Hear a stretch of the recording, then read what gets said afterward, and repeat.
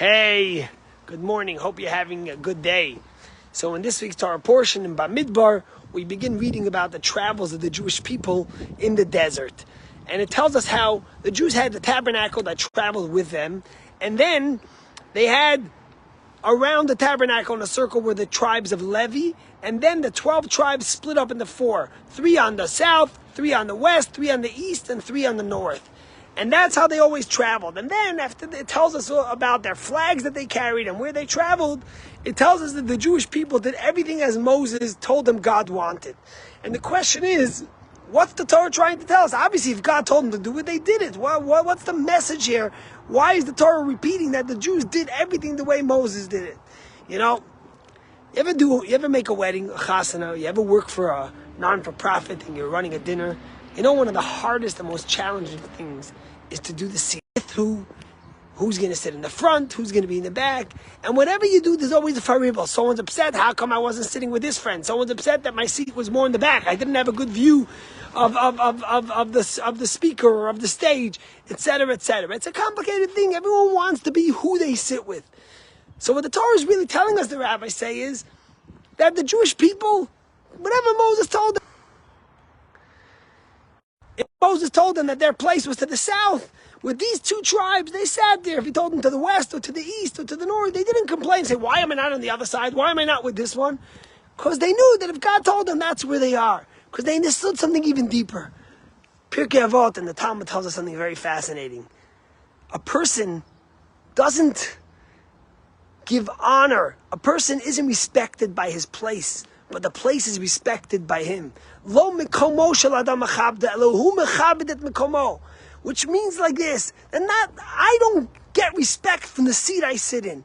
I get respect from who I am. And the seat I sit in gets respect for me, for my character, for my morals, for my kindness, from my integrity, from the way I treat other people. That gives respect to the job I have, to the seat I sit in, to the home I have. Not vice versa. If I'm going to live in a fancy home, or if I'm going to sit at the head table at the days with the big people, that's going to make me better. No, says the Talmud. And that's what the Jewish people understood. And that's why they didn't fuss with Moses about where he told them to sit. Because they understood that what's going to make them who they are, and what's going to make the place what it is who they are. You know, growing up in Crown Heights, at the Lubavitcher Rebbe, blessed memory, was remarkable. I'll tell you two things that always caught me. First of all, as a child, I grew up, the Rebbe had a stroke and passed away. I was only 15 when he had a stroke. But all my years growing up, from a baby till my bar mitzvah, I came to all the Rebbe's public gatherings and his farbrengens and his talks. And right next to the Rebbe always put the children. All the little kids, and we couldn't understand. The Rebbe gave deep talks, Chassidic insights, and yet the Rebbe always wanted the children next to him. All the men with the white beards and all the special people, they were further. The children were the ones right next to him. And of course, the Rebbe understood that the Rebbe was trying to nurture us to understand that the value of the children and who they will become is the most important thing. But also, whenever people came to the Rebbe always focused on the simple people, on people that you would think, why is he spending time with this one? Because at the end of the day, it's not what society thinks makes you important. It's the integrity of who you are. They say the story about this rabbi who came to a town, and he came to shul, and tradition has in the old city, in the old country, you came to shul and you sat in the back of shul and someone would invite you.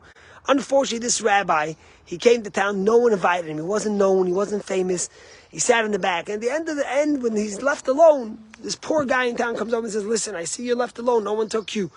I don't have a fancy home. I don't have the greatest delicacies, but I have a Shabbos dinner and I have a home. Come to my house and be my guest. Whatever's mine, you could share with me. And the rabbi went with him and they had a lovely Shabbos together.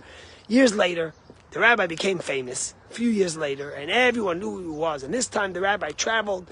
He had these beautiful white horses with him and these chariots, and he was very well renowned. And one of the wealthiest men in town and the president of the community invited him to come to him for Shabbos. He said, please come stay in my house. So the rabbi says, here, you can have my white horses. My white horses can stay in your house. And the guy got very insulted. The president looked at the rabbi and says, why are you insulting me? I invited you to stay in my house. And you say my white horses can stay in my house. And the rabbi said, listen, I was here a few years ago.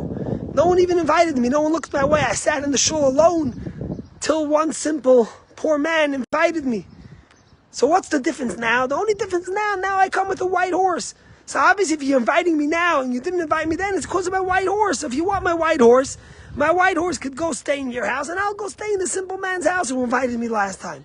What was the message the rabbi saying? At the end of the day, you have to see the character, the person, the integrity, the values.